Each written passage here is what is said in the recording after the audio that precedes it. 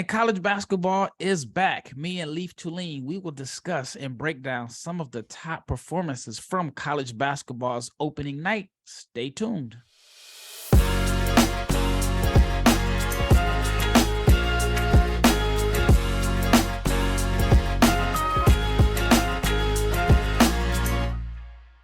Shout out to each and every person that has made the Locked On NBA Big Board podcast your first listen of the day. And today's episode is brought to you by Sweatblock. If you or someone you love is experiencing embarrassing sweat or odor, try Sweatblock. Save 20% with the promo code Locked On at sweatblock.com. It is also available on Amazon. I'm your host, Rafael Barlowe, the director of scouting for NBA Big Board and the founder of NBA Draft Junkies. And my co-host is Leif Thulin. And you know Leif, the guy that watches more college basketball than anyone else. I don't even know if he's had a chance to sleep because there was so much college basketball going on yesterday and NBA. It was like the first time that I can remember that there was every NBA team played last night, and that's because of the election. And like they were blocked off in like 15-minute increments. So I went to the Mavs game last night and it started at 8:45, which felt like 9:45 because of the whole time zone thing.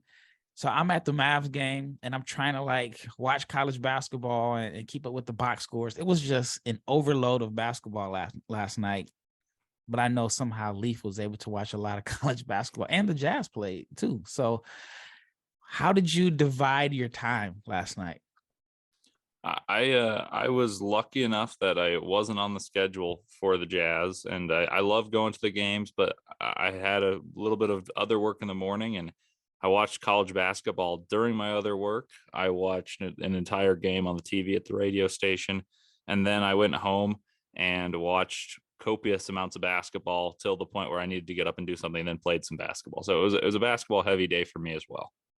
All right, so let's get into it. Who is your top breakout performer as far as NBA draft prospects from yesterday's opening day?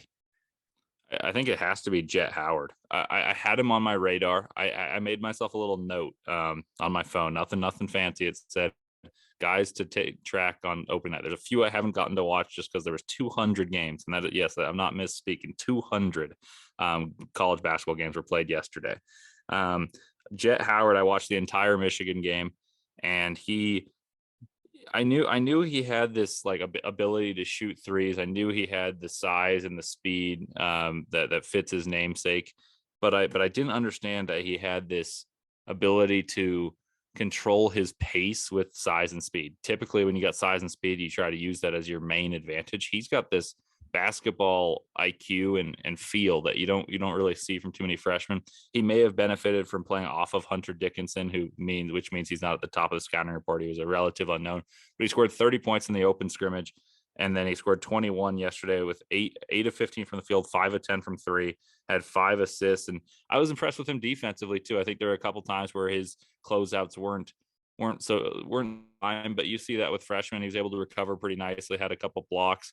He glides in the open court. He's really coordinated for someone of that size and age.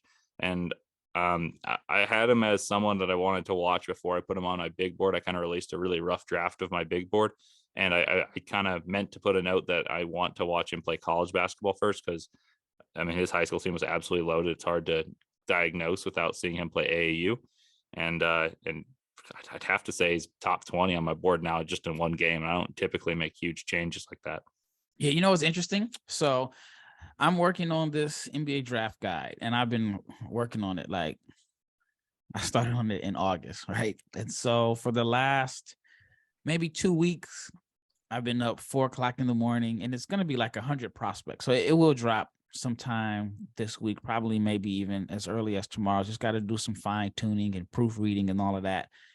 And I had him as like a guy that was in my top 100. And then it's like, so I go back and watch the film and it's going up and up. And so even though it's like, you know, people may not believe it because it's not out now, but as of yesterday, before the games, I put him in my first round range, because what I'm doing this year is different. I'm not doing a big board because Well, I'm going to do a big board, but I'm not going to do a big board until January. So right now I have the prospects divided as, in my opinion, as project or lottery range, first round range, second round range, and then it goes to like this G League camp, training camp range. So I mean, it's obviously a huge window, but I had him in my first round range, and that was before he played his first game. So now I'm even tempted to, because it's a range, move him up into the lottery range before I end up releasing this draft guide. So check it out soon. It's coming out soon.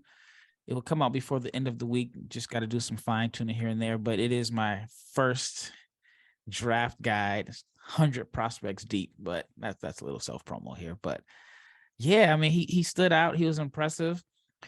It's weird because like you said, he has the speed, but his game isn't based off of speed. It's more so based off of pace and kind of like a little bully ball where he gets you on his shoulder and he just kind of takes you for a ride to get to the rim. And it's very efficient in a sense, not a lot of wasted movement, not a lot of wasted dribbles. It's just shoot, attack, get right to it, score. And I mean, he might be, and this is early, but this is just kind of based off the preseason scrimmage in his first game.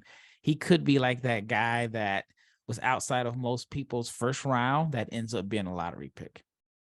I mean, I'd be pretty surprised at this point if he doesn't end up in the lottery of my board. Obviously, you play inferior competition. You're the second option on a scouting report, and you're bigger than the wings you're playing against. That helps. But it wasn't that like he abused them physically. It was, he had better speed, but he had this, when James Harden drives to the rim and he, back in like in James Harden's prime, he had one of the fastest first steps there was, but he would like decelerate, and there's like an acceleration step and then there's a deceleration step. That's pretty rare. Like, I know it's not as alluring as running a 4.4 40s. I know that's a football term, but same idea, end to end speed. And I think Jett Howard would run a really good combine in terms of speed, but his deceleration impressed me almost more than his acceleration. And then he shot 5 of 10 from 3. And every time it was like an actual catch and shoot or like off a dribble 3, he made it. The only ones he really missed were like catch and shoot, but like with a face up in there and a jab step. And, that's a shot that I don't mind necessarily, but I think that he could get better. And like we talked about this a couple of weeks ago with Brandon Miller.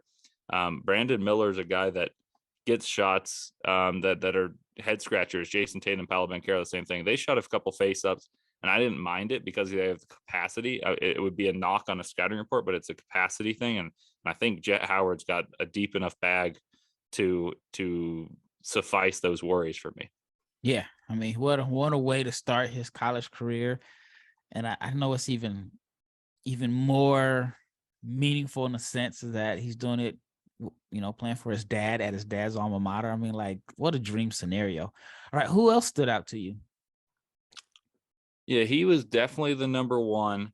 I was impressed by a couple teams more or less. I liked what I saw from Villanova without Cam Whitmore, and I think I saw a role that he could play. They played with Caleb Daniels being their feature man. They didn't have Justin Moore, Cam Whitmore, arguably their best two players. But where you saw what the role he could play is, Jermaine Samuels, a fifth-year senior. I think he'll have the exact same role, but he's so much more dynamic, and he can slash and get these isolations at the top.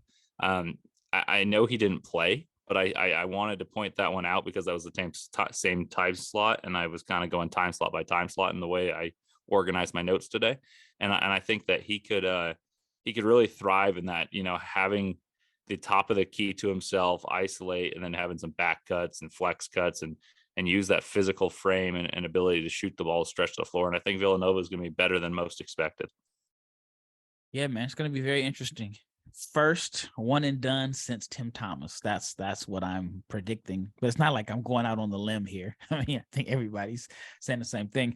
All right, I wanted to ask you about one of my favorite players. And again, I can be a little bit biased towards this guy, but Terquavion Smith. He looked dynamite. And I think the the concern with him this year is going to be efficiency. I mean, teams are going to be loading up against him. I mean, their entire defense is going to be geared to stop him.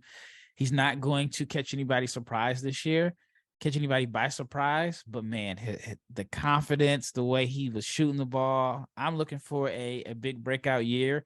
He's in my lottery range because my thought process is if you do a redraft from, I guess was it 19, whatever draft Jordan Poole was in, Jordan Poole would be he'd be a lottery pick in a redraft. And I think Terquavion has that type of Jordan Poole type impact on the team, even though he's gained some weight. I think he was listed at like $160. He's put on a little bit more now, but despite the fact that he's a little thin, I mean, he can put the ball in the basket. And so I just wanted to get your thoughts on Mr. Smith. Yeah, I mean, I think the archetype that's been set up by a guy like Jordan Poole or even a Bones Highland, I think has really carved out a more defined path for Terquavion. Obviously, last year you were the head of his bandwagon, and I kind of hopped on late because you watch the scrimmage and it's hard to ignore that this guy's the best shooter in the scrimmage. Like once it's a basketball setting, he doesn't amaze you with measurements. Once it's a scrimmage at the combine, he looked like the best basketball player, maybe not the most promised down the road, but at that current moment was the best basketball player, and that's all you can put your eyes to. And then I think you nailed it on the head. It's how efficient can he be with the almost unbearable amount of responsibility he's going to have to score the ball and be a playmaker. And I think the question is how well he balances it. Can he score at a decent clip while getting 5 assists per game, or is it all scoring, or is it all assists? And if he's able to balance it, and I think he will be able to, and NC State's not great, but they do have some guys like Casey Morcell is a phenomenal defender. So that takes a little bit of responsibility off of Terquavion Smith to be a point of attack defender off of it. And you obviously hope he's good at defense. And then they've got a few guys in the interior that will be able to put the ball in the bucket. Not consistently, but I think it'll allow him to be a 20-5 guy and maybe up to 22-5. Maybe he can chase TJ Warren's 24 points a game, but at NC State a few years ago. But I agree. I had him 18 in the board I released before the season, and I think there's room for him to scoot up to 14 if he's able to shoot the ball 37% from three and 80% from the free throw line. I think that was the one thing that I wish he did improve is his free throw shooting. Obviously he can shoot the ball. I just think that in terms of efficiency, if you're able to get to the free throw line and convert free throws, that helps a lot of scorers. The prime example last year being Bryce McGowan's, is I had faith that he'd be able to figure out how to put the ball in the hole because on a terrible team, he found a way to get to the free throw line and score from the charity stripe. Yeah, speaking of Bryce McGowan's, I'm still kind of stunned that he's only on a 2-way deal. If I'm not mistaken, he was only on a 2-way deal. But yeah, I'm high on Terquavion. I mean, I don't want to take all the credit and say that I was like the first one really on him, but I just thought it was really odd that this guy was like kind of hiding in plain sight in the ACC as a freshman, but so much attention was on Ben Carroll and Duke and all of their guys that he kind of went under the radar. And then NC State wasn't good. But one of the things that I like most about him is that he is righty, but he plays a little lefty. And when he dunks, he has some highlight reel worthy dunks last year, despite being small. And they were like all left-handed.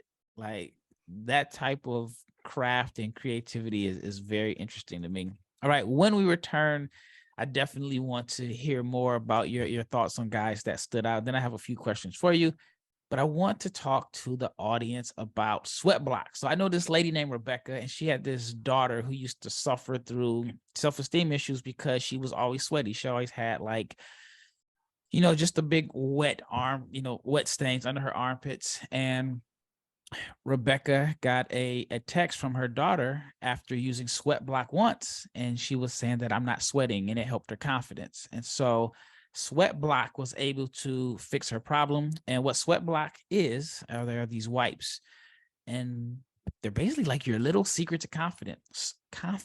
Sweat block wipes up to 7 days per use. You can apply them on Sunday and you will stay dry all week. So if you or someone you love is experiencing embarrassing sweat or odor, try Sweatblock. You can save up to 20% with the promo code Locked On at sweatblock.com. It is also available at Amazon. So once again, check it out. Sweatblock. It gives you the confidence to wear it what you want without the embarrassing sweat. Once again, thank you for making the Locked On NBA Big Board podcast your first listen of the day. Now, for your second listen, check out the Locked On Sports Today. From the games that matter the most to the biggest stories in sports, go beyond the scoreboard and behind the scenes with local experts and the insights that only Locked On can provide. And Locked On Sports Today, it is available on this app, YouTube, and wherever you get your podcast. Once again, this is Rafael Barlowe with my co-host Leif Thulin, the guy that watches more college basketball than anyone, so I know he has to be exhausted. All right, I wanted to ask you about Grady Dick. He had a good performance against Omaha. Now, I'm from Omaha, Nebraska. I was born and raised. And when I grew up, it was called the University of Nebraska at Omaha. It was known as UNO. It will never sound right to me to call it Omaha. It's UNO to me. So it's always weird to see, the name on the schedule, but I digress. So what were your thoughts on Grady Dick's performance? Oh, I didn't watch the entirety of this one. I watched their scrimmage though. So Grady Dick, I've seen a fair amount of, and in the Kansas uniform, obviously 23 points, 9 of 13 shooting, 4 of 6 from 3 is going to stand out and be like, wow, that's, why aren't you regarding him like you regarded Jett Howard, who Grady Dick was more efficient than, scored more points than against pretty much level competition? The answer to that being is I think the way he scores is less translatable than the way Jett Howard did. But that said, Grady Dick scored the ball extremely efficiently, shot the ball up to the billing and maybe even then some of what people came in. People said, well, if he shoots well, he could be a first round pick. And I think that's still the case. I think the Big 12 is the hardest league in the country for freshmen to do well in because they're veteran. The defenses are tenacious, especially from the backcourt. I mean, look at the backcourts of Baylor. Has veteran guards. They play a no middle defense. Texas Tech is super long, plays a no middle defense. Kansas, which is obviously Grady's team, so he won't play against them. They're big and play a very good defense. Oklahoma State gets a ton of steals. Oklahoma has Porter Moser at the helm, who Loyola Chicago's defense for 10 years was elite, according to Ken Pom. They just lost to who they lose to yesterday? Something Houston State. Sam Houston. Yeah. But yeah, Grady, I digress a little bit. I think his numbers are, I don't want to say fool's gold, but they're going to be almost impossible to replicate once you get to Big 12 play. So I'm reserving my judgment for how he does in Big 12 play when defenses kind of have a scouting report set and how he's able to adapt, how he's able to improv, because if you can shoot, you can shoot. Like if he gets a few standstill threes and a few baseline cuts for dunks, which is what he got in the scrimmage. And I've seen only highlights of, I guess, maybe 4 or 5 minutes of this game live, and then only highlights the rest of it, which is what I saw. I'm going to be a little more hesitant to buy the stock, but it certainly doesn't hurt that you're hitting 4 of 6 threes. Like you're shooting 67% from 3 in college basketball. Well, welcome to the league, big man. But I want to see him do it against better competition and when he has to go off script. So it doesn't sound like you're 100% sold on Grady. I think that what helps him is he has good positional size and he has a defined role in the NBA as a shooter. I think he's a little bit underrated as an athlete. It's very easy to put, and I don't want to pull out the race card, but it's very easy to put white guys that can shoot in a box and just label them as shooters only. But I think he has a little bit more to his game there. Not a freak athlete, but he is a good athlete, especially if he has a runway. He can make some decent dunks at the rim if he has a runway. Not like, just great vertical pop from a standstill, but I like him a lot. Who else stood out to you from yesterday's performances? Well, I think you got to take a journey to the SEC and you go look at a couple of these teams with star-studded freshmen. Cason Wallace is a guy that played point guard because Severe Wheeler was out, and I don't think he's necessarily not a point guard at the next level. I think he can play like a combo guard, but he did a very good job at the point guard, collecting a near triple double. And I'm just impressed with the force he plays with. I kind of pictured him as a kind of the ultimate glue guy, someone who could defend the best player on the point of attack, rebound, hit open shots, get to the rim a little bit. But I didn't expect him to, have the repertoire, at least this early, to get you 8 assists. And I was proven wrong. I liked the force he played with. Typically, Kentucky guards get better once they're in the NBA too, and that bodes well. I was impressed, and defensively, I think he's got a chance to be. This is a bit of a deeper reference for college basketball fans, but he reminds me a little bit of Ashton Hagans on defense with far more offensive upside. So it's interesting to hear people talk about Cason, and especially for me, because I was filming him when he was like in 4th grade, and I'm not going to sit here and say I knew he was going to be a McDonald's All-American and a projected lottery pick, but I just, pure coincidence, I was filming guys, and I had mentioned a story before, and I talked about it in the article NBA Big Board. But what I did not realize until maybe about a week or so ago, that I was talking to his coach, and his coach mentioned that Cason's dad would not let him shoot outside of the paint until he was 13.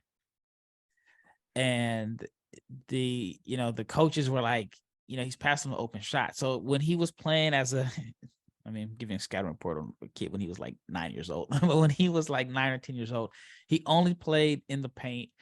And so it's weird in a sense, because now I kind of see the dad's long-term plan behind it was it made him physical in a sense, because all he played was like the 4 at 4th grade. And I mean, he was tall for his age, but he was physical and he defended, and he never got into like settling for jumpers or fall in love with the jump shot. And so the jump shot was like the very last stage of his development, which is pretty good if you consider that he's only really started shooting jumpers like 4 years ago. And there are guys that their jump shot is like their biggest concern and their biggest weakness, and they probably were shooting jumpers at an early age. And so it makes me believe that his jump shot is going to be really good later on, because again, he just started shooting jumpers. His dad would not let him shoot outside of the paint until he was like 13. But everything that his dad planned, the game plan for his game is translated in a sense, because again, like I said, he's physical, he's unselfish, and he just he plays the right way. Like, he's one of the safest guys in this draft. And he's not a guy that when I watch his film, you have like a glaring weakness. Like, like there's some guys you watch their film and you say, all right, this is the swing skill. If he does this, he can be this. And in my opinion, I think Cason is one of the more balanced guys in this draft, just because he just does so many things well. But I actually spoke to a scout, and he talked about Cason, and I wanted to get your opinion on this. He said that Cason is a guy that the front office may pass up because they're thinking more so about long-term upside. They may not think that he has the greatest upside, but he said he's a guy that all the coaches are going to beg the front office, draft this guy. What are your thoughts on that? I wouldn't have phrased it that way, but I had a question for you that was essentially asking the same question. I was about to ask you about his upside. So my take on it is, I don't think there's a coach that wouldn't want a guy like this. Like, you project him to be a plus defender, maybe a plus defender. Shooting the ball, I think he can easily, within a few years in the NBA, shoot upper 30%, because he won't shoot bad once he plays within himself. And that's always been a trait that I've really liked. A guy like DeAndre Hunter, for instance, at Virginia, he always played within himself. And I think he could have scored 20 a game in the ACC, but yeah, he was the 3rd leading scorer, but he was picked 4th. I really appreciate that skill set. DeAndre Hunter was also a defensive player of the year in the ACC and won a national championship. Kentucky's got the pieces to do paid. What did he get? 95? But I'm not directly comparing the two, but I think there are some overlaps. Is that Cason Wallace will defend. He'll be probably the best defender on this Kentucky team that I think is national championship caliber good. He'll be able to shoot in the NBA. He'll play within himself. I think he's going to be one of the better guard rebounders in college basketball, and I think he can do that at the NBA level. I think he'll be able to be a secondary facilitator now and at the NBA level. And so I have him number 11 or 12 on my board. I can't exactly remember. But I agree. I think there's going to be a team that's going to regret passing him up because they see someone with a more shiny skill set, something that's a little more alluring in the short term. And they're like, oh, if we build, like, for instance, Ousmane Dieng from last year went 11th. And would you take Ousmane Dieng or Cason Wallace if you're trying to be safe? And a team picking 12th, I think Cason Wallace is, or 11th or 12th, likely if you don't have the 12th pick like the Thunder did where they took Jalen Williams, the Jalen Williams of this year's draft is Cason Wallace. I think those two are pretty comparable now that I think about it. And then the other thing I think is a interesting thing is I don't know if they're direct comparisons, but Jalen Williams played point guard at Santa Clara, and Cason Wallace is kind of playing the combo. But he almost reminds me of a mix between like Jalen Williams, who can cut off ball, and a bit of like a Marcus Smart, in the sense that he'll be extremely switchable defensively. That'll be his strong suit. And once he develops the playmaking and shooting, then his career is going to take off. I'm not necessarily saying he's going to be defensive player of the year. So don't, like, for those listening, don't misconstrue that prediction. But I think in a skill set fashion, they're comparable. Yeah. And I mean, the comparison that you've been hearing a lot is Drew Holiday. That's probably the most, I don't know, talked about comparison. But yeah, I like the thing that you mentioned, that he's a good rebounder for a guard. And like I mentioned like a few minutes back, that was like his dad's game plan all along, which is why he played like the 4 when he was younger. And he already has like the timing and the instincts and of playing like as bigger than his size. And then once he developed the guard skill set, everything became really well rounded. So I thought it was a very interesting developmental plan. All right, I have a few more questions for you. But BetOnline is your number one source for all of your sports betting info, stats, news, and analysis. And you can get the latest odds and trends for every professional and amateur league out there. From football to basketball to soccer and esports, we've got it all at betonline.net. And if you love sports podcasts, you can find those also at BetOnline.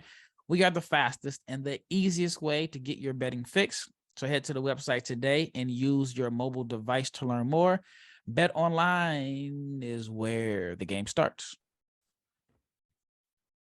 All right, once again, you are listening to the Locked On NBA Big Board podcast, and Leif is going over some of the players that stood out to him in college basketball's opener, where there was like 200 games on top of every NBA team played. I mean, it was just a ridiculous amount of basketball, but I'd rather have that than no basketball, which is something that we've had. We're just getting out of that season where we didn't have basketball. And for us at the Locked On NBA Big Board podcast, I'll be honest, there were times where we were talking amongst each other like, what in the world are we going to talk about? There has not been basketball, especially college basketball, since April. But now we have a lot to talk about. All right, so who else stood out to you yesterday? I think if you look at the SEC, the Arkansas game was intriguing because Nick Smith, who's many project to be the 3rd pick, I have him at 5th or 6th, and he didn't play. And so that put a lot of focus on a guy like Anthony Black, who I came in a little lower on despite a fascinating skill set than the majority. I tend to like kind of jumbo size creators, but I didn't see it with Anthony Black in terms of going into this. And there's obviously tons of time to be proven wrong, and I hope I am wrong. But I had him outside my top 20 by a decent amount entering the season, and then he played last night, and I just didn't see him create any separation. Was he like 1 for 7 or something like that? He was 1 for 7 with oh man, I lost my box score, but he was 1 for 7 with 3 points, I think. And then Jordan Walsh, who I am pretty high on as a connecting piece, reminds me a little bit of Dalen Terry and how he got a big rise last year. It depends the way he's played. Terry was almost the pseudo point guard for Arizona. They both had subpar debuts for Arkansas. And I think that the speed of the game is a concern for me for a guy like Anthony Black, but there's plenty of time for him to right the ship. So yeah, with Black, I spoke to a scout last week, and it's in an article that I posted, and he mentioned that Black is not an alpha, and that was one of his concerns, and he felt like he could be too passive. even though 7 shots yesterday, I mean, that's a fair amount of attempts in the college game, but he did have some concerns about him not necessarily being aggressive. And the athleticism thing is really weird because on one hand, he doesn't get separation, but he's a sneaky good athlete. And it's really weird because he gets, and I talked about it yesterday in a podcast, he gets a fair share amount of game dunks despite not being like really, really explosive. So I wanted to ask you, and even though it is one game and it's a very small sample size, but you look at Anthony Black was 1 for 7. Tyrese Proctor was 0 for 8. How much do you care about that, considering that they struggled mightily against competition that they were supposed to dominate? And then I guess you could say the same for Jarris Walker. I think he was like 3 for 14, but he did do some other things. Is it just first game jitters, or is it one of those things where you're like, all right, if you have certain concerns about a player and then you see them struggle against, again, like lower level competition, does that make you say, I knew it? Yeah, there's definitely an element of confirmation bias, but like I said, I want to be wrong that I'm low on Anthony Black. I like his game. Like, I love passers. I mean, we had one of the first podcasts we did together. We talked about the best point guards, and I was ranting and raving about Dalen Terry, and then I started talking about Dyson Daniels and guys that weren't necessarily even point guards. So I love a jumbo creator. There's no doubt about that. But I just didn't think his athleticism is almost I wouldn't say it's functional, but it's not like the dynamic athleticism in functional settings. Like, he gets in-game dunks, and that's true, but I attribute that more to length, whether I'm right or wrong. I'm not concerned with 1 for 7 or Tyrese Proctor going 0 for 8 necessarily. Maybe if it's a reoccurring theme, but I think there's some first game jitters. There's some unfamiliarity playing with your teammates. There's some players that are trying to find new roles. A lot of these guys that we're talking about aren't the best player on their basketball team for the first time in their life, and they're trying to find their new roles, and they're second guessing things. So in terms of the shooting percentages, I'm not terribly worried, but I am a little worried in the case of Anthony Black. I haven't watched the Duke game yet, and I guess I can reaffirm this later. But for Anthony Black, I didn't like the kind of the creation or the separation he created. And as for the case of Jarris Walker, my takeaway was actually the opposite of being concerned for 3 of 14. The guy rebounds like a madman. Obviously, Houston's great at rebounding. Everyone that goes there rebounds really well. But like, you see his body rebounding, and yes, they're playing Northern Colorado, not the biggest school, but he physically just looks the part. He's put on some muscle since playing at IMG, and he's already a pretty physical athlete. He gets to places he wants, missed a few bunnies that I'm sure he'll be like, okay, I'm going to make that next time. And he makes Houston a really interesting team because, like, they got Jamal Shed back, Marcus Sasser and Tremont Mark come back. And now they got a 4 that can run the floor and do multiple things rather than just be a rim, like kind of a bruising type.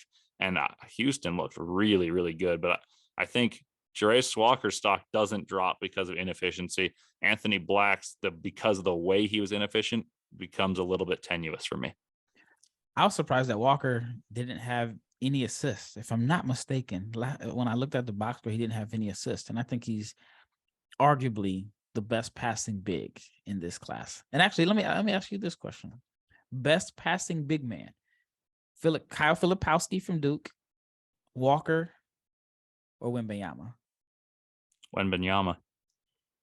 I'm not even saying that to be facetious. I really do think he's got the innate ability, one, to look over a defense because he's 7'5". Yeah, he's got some angles that nobody else will ever have. Yeah, and two, because of the attention he creates, he's able to have different lanes than a guy like Jarris Walker has by kind of crashing the rim, making their repasses, and he can play under control and he's used to having good teammates, and I think that's his advantage. But Wembanyama he's just got this feel that I don't think any of the other two do. Interesting. You can make a case, say he's the best player, best defender, best shot blocker, now best passer. Maybe not the best passer, but the best of that trio. Yeah, I guess. Well, best big man passer. So yeah. All right, man. That wraps it up. And I know you probably have more college basketball to get to today, But thank you so much for making this Locked On NBA Big Board podcast your first listen. Now check out the Locked On Sports Today podcast, the biggest stories of the day, plus instant reactions, big game recaps, and the take of the day. It is available on Odyssey, YouTube, or wherever you get your podcast. I'm Rafael Barlowe with my co-host Leif Thulin, and we just gave a recap of last night's opening night. I guess there was a day game with Baylor, and we didn't even get a chance to talk on Keontae George making. I mean, you know, it was Mississippi Valley State, but he did get some people excited with his passing, and the clip that's been circulating is a defensive possession that he had, which is something that people were concerned about regarding Keontae. But we'll talk about him plenty in the next few months going forward. But thanks again for listening. Stay tuned for tomorrow, and we are out.